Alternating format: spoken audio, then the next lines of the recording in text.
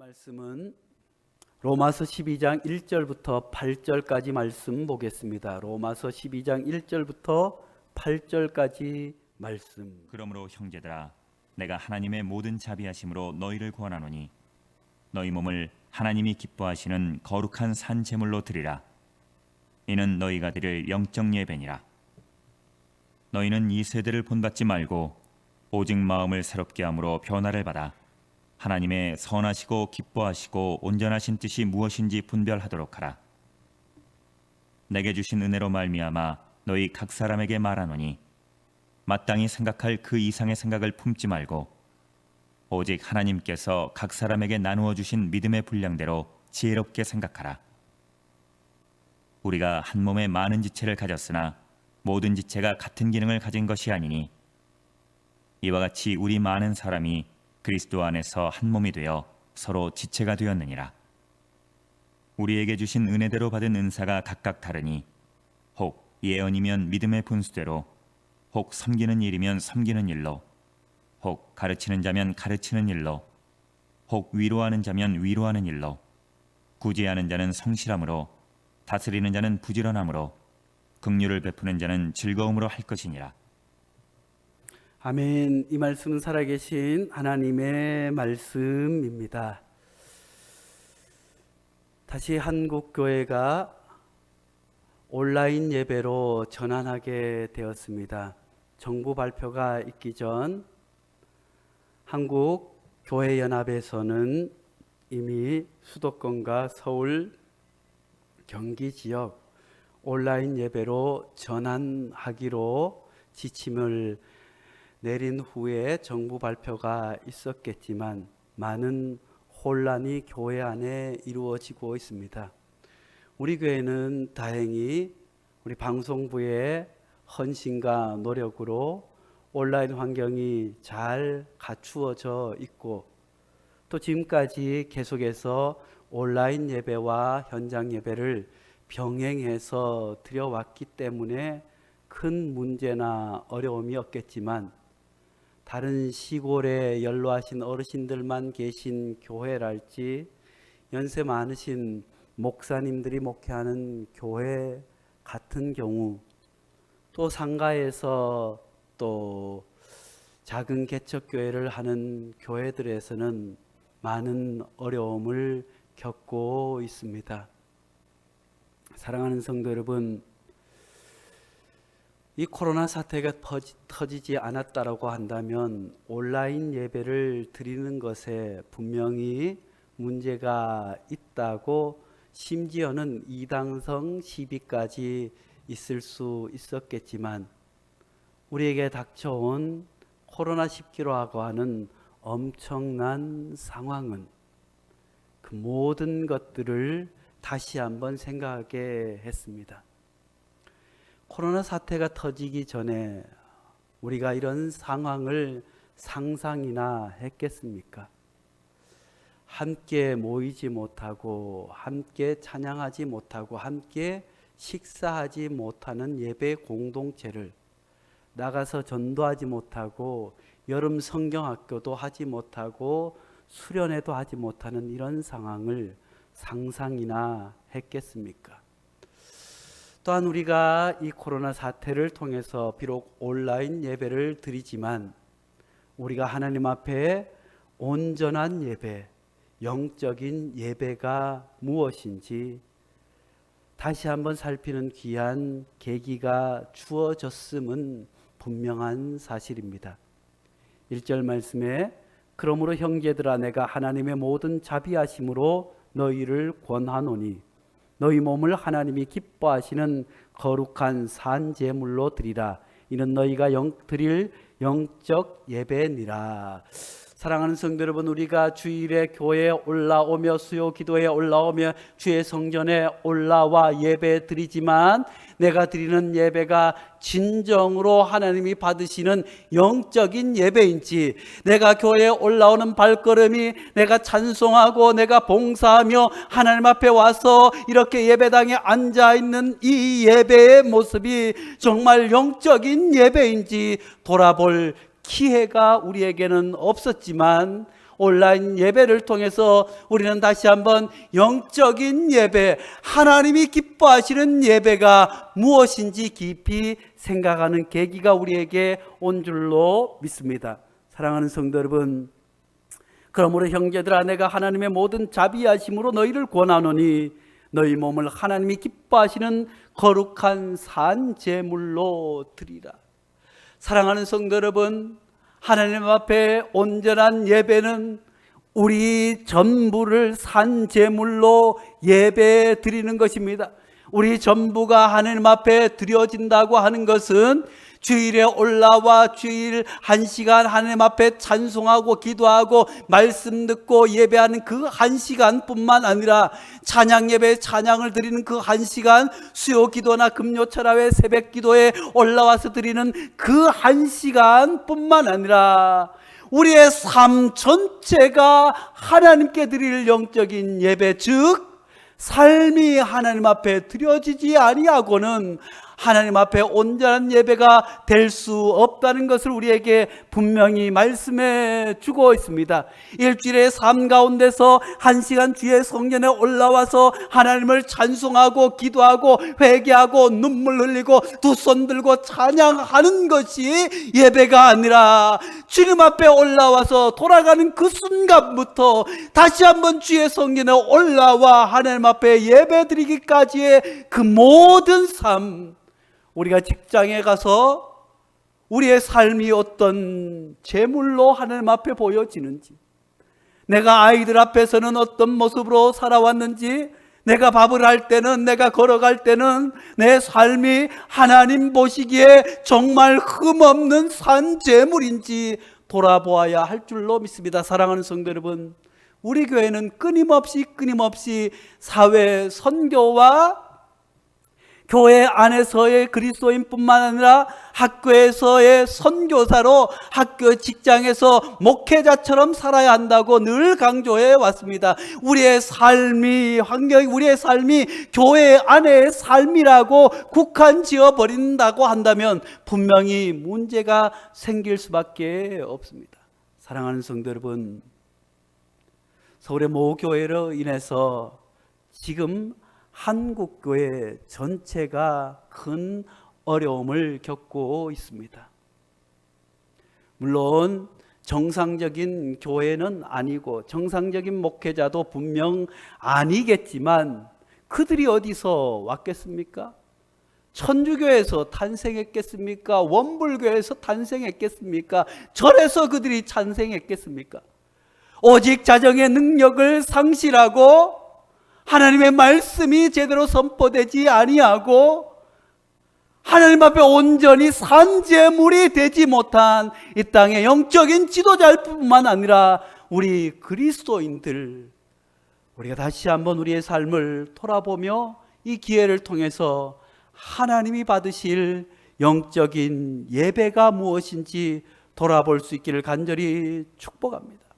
사랑하는 성도 여러분, 늘 강조하지만 우리가 주일 내에 1시간 예배 드리는 그 1시간만이 우리가 하나님 앞에 선 것이 아니라 우리가 직장에 가서 일하는 그 시간, 직장 사람들을 만나는 그 시간, 직장 후배를 만나는 그 시간, 학생들을 만나는 그 시간, 우리보다 못한 사람들과 우리보다 잘난 사람들과 마주하는 그 모든 순간순간이 하나님 앞에 선 제물의 모습으로 서는 것이 하나님 앞에 온전한 예배를 드리는 것임을 잊어서는 안 될 줄로 믿습니다. 그러므로 사랑하는 성도 여러분, 예배가 삶임을 기억할 수 있기를 간절히 축복합니다. 또한 삶이 하나님 앞에 드려지는 거룩한 예배임을 기억해야 될 줄로 믿습니다. 그래서 사도 바울은 계속해서 2절 말씀에 너희는 이 세대를 본받지 말고 오직 마음을 새롭게 함으로 변화를 받아 하나님의 선하시고 기뻐하시고 온전한 뜻이 무엇인지 분별하도록 하라라고 말씀해 주고 있습니다. 사랑하는 성도 여러분, 오늘 왜 한국교회는 이토록 어려움을 겪게 되었을까요? 서울의 사랑제일교회 그 교회에 다니는 사람들이 전국 각지에서 올라와서 그 교회에 가서 예배를 드리고 기존 교회에 등록을 하고 주일에는 기존 교회에 가고 새벽에는 또 그 교회에 가고 그 교회 하는 집회를 다니고 그 교회에서 하는 기도회를 하고 그 교회에서 하는 일들에 참여하는 일들이 생겼을 뿐만 아니라 8.15 강화문 집회를 가만히 보세요. 정상적인 사람이라고는 도저히 생각할 수 없는 일이 벌어집니다. 광복절, 그 광복 75주년 광복절에 태극기뿐만 아니라 성조기를 들고 갑니다. 심지어는 일장기까지 들고 모이는 그 무리가 정말 정상적이라고 할 수 있을까? 이것은 상식의 선에 비추어 보더라도 사랑하는 성도 여러분, 우리의 신앙은 상식을 초월해서 있는 줄로 압니다. 상식보다 못한 신앙은 신앙일 수 없습니다. 우리는 상식을 뛰어넘은 존재들인 줄로 믿습니다. 그러므로 상식적으로 이해되지 않는 모든 일들은 신앙적으로 분별해야 될 줄로 믿습니다. 거기에 모인 수많은 어르신들이 대부분입니다. 70세 되신 어르신들, 80대 되신 어르신들이 그곳에 가서 함께하고 8.15 집회에 가고, 그리고 코로나가 걸려서 손자도 걸리고 아들도 걸리고 며느리도 걸릴 뿐만 아니라 또 보건소에서 받은 검사는 가짜라고 해서 또 병원에 옮겨 다녀서 이 병원 저 병원 옮겼을 뿐만 아니라 또 그 바이러스를 북한에서 그 교회에 퍼뜨렸다고 하는 가짜 뉴스까지 퍼지는데, 이런 모든 현상들을 우리가 조금만 생각해 보면 참으로 어리석은 일이라고 판단할 수 있는, 분별할 수 있는 그 능력이 성인이라면 누구라도 가질 수 있겠지만, 문제는 오늘날 유튜브가 문제예요. 어르신들이 신의 한수랄지 보수 유튜브를 보면 유튜브는 거기에 연관된 것으로 계속해서 연결되는 일들이 벌어집니다. 그러니 그것을 한 번 듣고 두 번 듣고 세 번 들으면 그것이 마치 진짜인 것처럼 느껴지게 되는 것이 유튜브의 함정입니다. 사랑하는 성도 여러분, 우리 베델교회는 그런 것 보는 분이 한 분도 안 계시기를 간절히 축복합니다. 그 시간에 하나님의 말씀을 보며, 그 시간에 찬송을 하며, 그 시간에 유튜브를 통해서 들려오는 하나님의 말씀, 그 시간에 유튜브를 통해서 아름답게 들려오는 찬양을 들을 수 있기를 간절히 축복합니다. 그것을 보고 또 옆 사람에게 퍼뜨리고 또 교회 카톡에다가 올리는 그런 사람들이 한국교회에 얼마나 많은지 알 수 없습니다. 차마 오늘 현실 가운데 어디 나가서 목사라고 이야기하기가 부끄럽고 참담할 뿐만 아니라 우리 그리스도인들도 어디 나가 이제는 어디 교회 교인이라고 하기조차 부끄러운 현실이 되고 말았습니다. 왜 그럴까요? 분별하지 못하기 때문인 줄로 압니다. 사랑하는 성도 여러분, 분별할 수 있기를 간절히 축복합니다. 그런 것들을 잘 분별하기 위해서는 신의 한수 같은 것을 한번 들으면, 김어준의 뉴스 공장도 듣고 CBS 노컷 뉴스, 김현정의 뉴스쇼도 보면서 다양하게 들어서 분별할 수 있어야 합니다. 한 가지에만 집중해서 듣다 보면 분명히 문제가 심각하게 일어납니다. 사랑하는 성도 여러분, 지금 보세요. 신천지가 우리가 이단이라고 하고 이만희가 어떻다, 대구에서 신천지를 통해서 코로나가 퍼졌을 때 이단이 얼마나 무섭구나 하고 이만희를 욕하고 신천지를 욕했지만, 지금 한국은 온 나라가 한 목사와 한 교회를 통해서 마비되었습니다. 심지어 교회 예배조차도 현장에서 드릴 수 없는 교회들, 시골에 어르신들이 계신 교회, 그분들이 어떻게 온라인으로 핸드폰도 없는데 어떻게 볼 수 있겠으며 예배를 드릴 수 있겠습니까? 이런 환경이 어디서 왔단 말입니까? 사랑하는 성도 여러분, 우리는 이 기회를 통해서 우리 자신을 깊이 있게 돌아보고 분별해야 될 줄로 믿습니다. 우리 교회는 하나님 앞에서 부끄러움이 없는지 잘못은 없는지, 나 자신은 하나님 앞에 부끄러움 없는지 잘못은 없는지, 나는 세상의 빛과 소금의 역할을 감당하고 있는지, 그러면서 사도 바울은 이 분별하기 위해서는 이 세대를 본받지 말고라고 말씀해 주고 있습니다. 너희는 이 세대를 본받지 말고 오직 마음을 새롭게 함으로 변화를 받아 하나님의 선하시고 기뻐하시고 온전한 뜻이 무엇인지 분별하도록 하라. 먼저는 이 세대를 본받지 말고 마음을 새롭게 함으로 변화받을 것을 우리에게 요구하고 있습니다. 사랑하는 성도 여러분, 우리가 하나님 안에서 변화될 수 있는 유일한 길은 우리가 책을 많이 읽어서, 성경을 많이 읽어서, 교회에 나와서 기도를 많이 해서, 헌금을 많이 드려서 우리가 변화되는 것이 아니라 하나님 앞에 철저히 나를 두 손 들고 회개하고 참회할 때, 회개하라 천국이 가까웠다 주님 말씀하지 않으셨습니까? 철저하게 하나님 말씀 안에서 참회하고 눈물 뿌려 기도하고 철저하게 다른 사람의 들보를 보지 않아, 눈에 티를 보지 아니하고 내 안에 있는 들보를 보는 그 영성만이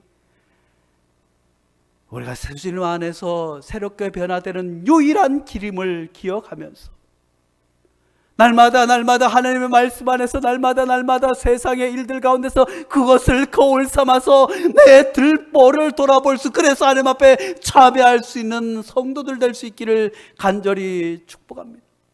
사랑하는 성도 여러분, 이 세대를 본받지 말라라고 말씀해 주고 있습니다. 우리가 온전한 영적인 예배를 드리기 위해서는, 이 세대를 분별하기 위해서는 이 세대가 어떤 세대인지 우리가 알아야 될 줄로 믿습니다.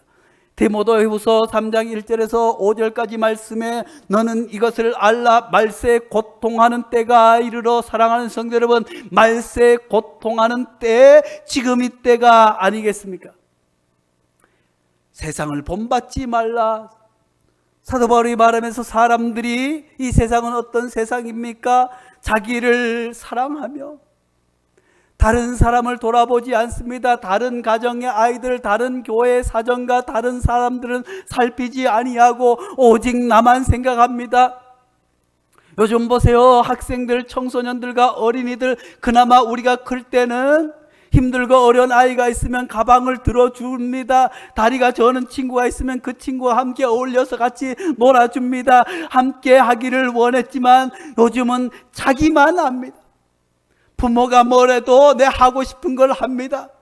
부모가 뭐라고 해도 자기 고집대로 합니다. 아무런 간섭하지 말라고 합니다. 오직 사람들이 자기만 사랑해 달라고 합니다. 다른 사람을 사랑할 줄 못하는, 그것이 새 속에 물들지 말아야 할 세상의 풍조라고 성경은 말씀해 주고 있습니다. 돈을 사랑하며, 사랑하는 성도들, 오늘날 얼마나 많은 사람들이 돈을 사랑합니까? 목사도 돈을 사랑하고, 장로도 돈을 사랑하고, 권사도 돈을 사랑하고, 돈을 위해서라면 어떤 일들도 하겠다는 사람들이 얼마나 많은지 알 수 없습니다. 그저 돈 하는 세상. 사랑하는 성도 여러분, 보수 유튜버뿐만 아니라 수많은 먹방을 한다든지 유튜버를 한다든지 이런 사람들을 다 무엇 때문에 그렇게 자극적인 이야기들을 쓰며 사람들이 도저히 믿지도 않을 것 같지만 사람들이 볼 수 있도록 점점 자극적인 일들을 벌이고, 심지어 그 자극적인 것을 사람들이 보이기 위해서 도둑질을 하는 것을 보이고, 또 심하게는 나쁜 일들을 하는 것을 버젓이 다 보면서 그것을 청소년들이 보고 따라하는 세대. 돈이라고 한다면 그저 나쁜 일, 악한 일이라도 조그만 양심의 가책도 느끼지 못하는 세대가 우리가 본받지 말아야 할 세상이라고 성경은 말씀해 주고 있습니다.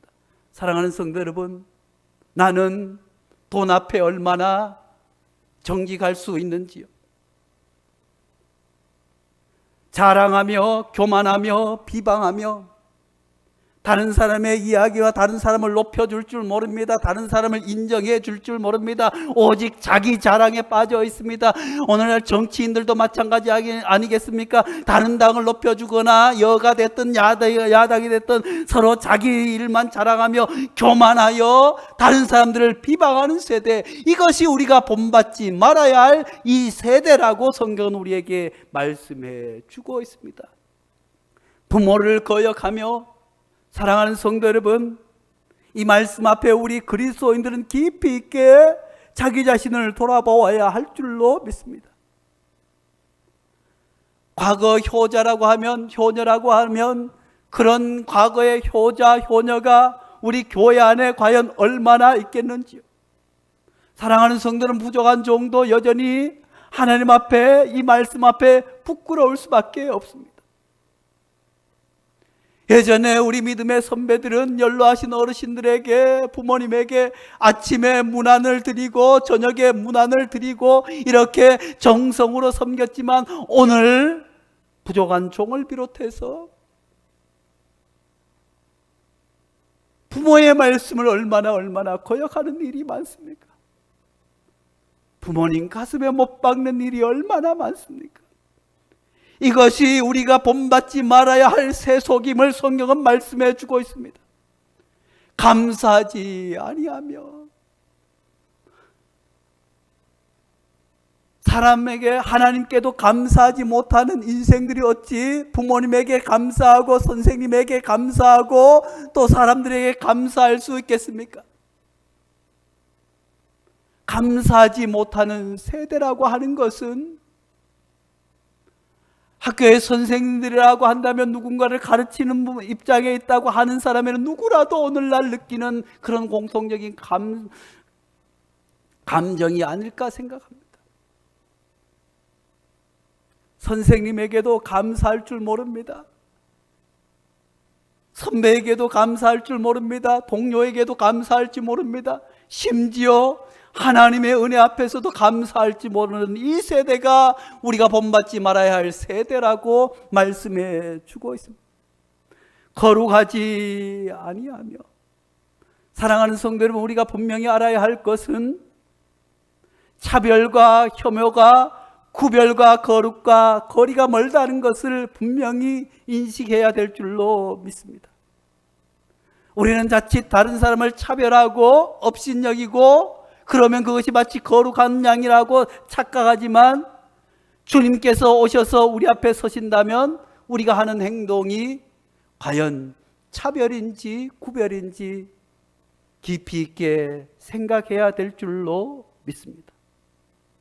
무정하며 원통함을 풀지 아니하며 모함하며 절제하지 못하며 사나우며, 차를 타고 가다가 그저 앞지기를 했다고 해서 아이가 타고 있는 그 부모를 손찌검질하지 않나? 또 자기가 원통한 일을 당했다고 해서 다른 사람을 모함하며 다른 사람의 힘든 일들을 전가하고도 조그마한 양심의 가책도 느끼지 못하는 세대, 이 세대로부터 떠날 것을 우리에게 명령하고 계십니다. 선한 것을 좋아하지 아니하며, 사랑하는 성도 여러분, 선한 것을 좋아할 수 있기를 간절히 축복합니다. 배신하며 조급하며 자만하며 쾌락 사랑하기를 하나님 사랑하는 것보다 더하며, 사랑하는 성도 여러분, 오늘날 그 쾌락이 무엇이겠습니까? 성적인 쾌락뿐만 아니라 하나님보다 더 사랑하는 것, 내 자식보다 더, 자식을 위한 시간보다 더 내 마음과 시간이 뺏기는 것이라고 한다면 그것이 쾌락 아니겠습니까? 아내를 사랑하고 가정을 지키는 것보다 더 많은 시간 마음이 빼앗기고 생각이 가고 몸이 가 있다고 한다면 그것은 성적인 타락뿐만 아니라 다른 어떤 취미라고 할지라도 쾌락이라고 하는 사실을 우리가 기억해야 할 줄로 믿습니다. 하나님을 사랑할 뿐만 아니라 우리는 하나님 안에서 가정의 자녀들을 사랑하고 부모를 사랑하고 아내를 사랑하고 남편을 사랑해야 될 줄로 압니다. 아내 사랑하는 것보다 더 시간이 뺏기고 마음이 뺏긴 것이 있다면, 자녀를 사랑하는 것보다 더 시간이 뺏기고 마음이 뺏긴 것이 있다면, 연로하시고 편찮은 부모님을 돌보는 것보다 더 마음이 뺏기고 생각이 가 있는 것이 있다고 한다면, 그것이 쾌락이 아니고 무엇이겠습니까? 쾌락 사랑하기를 하나님 사랑하는 것보다 더하며 라고 말씀해 주고 있습니다. 사랑하는 성도 여러분, 왜 광화문에 수많은 사람들이 모이고 그 교회에 그런 사람들이 모이겠습니까? 그들은 하나님을 예배한다고 하지만 사실은 자기 내면에 있는 쾌락을 쫓아서 하나님보다 그 쾌락을 더 사랑하다 보니 죄를 짓고도 죄로 느끼지 못하고 분별력을 상실해서,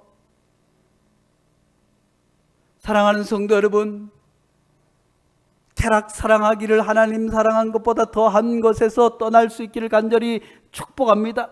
경건의 모약은 있으나 경건의 능력은 부인하니, 이 같은 자들에게서 내가 돌아서라고 주님 우리에게 분명히 말씀해 주고 있습니다. 우리의 삶의 자리는 어디에 있습니까? 나는 과연 어디만큼 있습니까? 거기에서 돌아설 수 있기를 간절히 축복합니다. 경건의 모약은 있으나 경건의 능력은 부인하는 그 같은 자들, 아니, 우린 거기서 돌아서야 될 줄로 믿습니다. 야고보서 1장 27절에는 참된 경건에 대해서 이렇게 말씀해 주고 있습니다. 하나님 앞에서 정결하고 더러움이 없는 경건은 곧 과와 과부를 그 환난 중에 돌보고 또 자기를 지켜 새 속에 물들지 아니하는 그것입니다. 사랑하는 성도 여러분, 구약 성경에서도 하나님께서 받으시는, 기뻐 받으시는 예배, 수많은 소를 잡아드리고 융숭하게 하나님 앞에 제사 드리는 그것이 아니라, 얼마나 화려하게 찬송을 하고 얼마나 화려한 제물을 드리는 것이 아니라, 하나님이 기뻐 받으시는 것은 고아와 과부의 신원을 들어주며 정의를 강물처럼 흘러내는 것이 하나님이 기뻐하시는 제사임을, 주일에 달랑 1시간 와서 그냥 아름다운 목소리로 그냥 찬양 드리고 그 1시간이 아니라 우리의 삶의 전부가 하나님 기뻐 받으시는 예배라고 하나님 우리에게 말씀해 주고 있습니다. 하나님 아버지 앞에서 정결하고 더러움이 없는 경건은 곧 과와 과부를 그 환난 중에 돌보고 또 자기를 지켜 새 속에 물들지 아니하는 그것입니다. 사랑하는 성도 여러분, 하나님 앞에 경건한 산제물, 하나님 앞에 경건한 온전한 삶을 사는 그런 참된 예배자, 하나님이 기뻐 받으시는 영적인 예배를 드리는 성도들 될 수 있기를 간절히 축복합니다. 하나님 아버지 앞에 정결하고 더러움이 없는 경건으로 자기를 지켜 새 속에 물들지 아니하고 분별할 수 있는 그리스도인들 될 수 있기를 간절히 축복합니다. 기도하겠습니다. 걸어가신 하나님 아버지, 지금 펼쳐진 암흑 같은 이 현실, 한국 교회를 불쌍히 여겨주시고 부정한 종을 비롯한 이 땅의 영적인 지도자들을 주님 불쌍히 여기시고 회개의 기회를 허락하여 주셔서 하나님이 기뻐하시는 참된 제물로, 하나님이 기뻐하시는 참된 예배자로 강단에 선 것뿐만 아니라 삶의 전부가 하나님 보시기에 기뻐하시는 제물의 삶을 살 수 있도록 하나님 은혜를 내려 주셨고, 이 땅에 수많은 그리스도인들도 하나님 아버지 앞에 정결하고 더러움이 없는 경건한 삶으로 자기를 지켜 세속에 물들지 아니하는 참된 하나님의 사람으로 설 수 있도록 축복하여 주시옵소서. 예수님의 이름으로 기도하옵나이다. 아멘.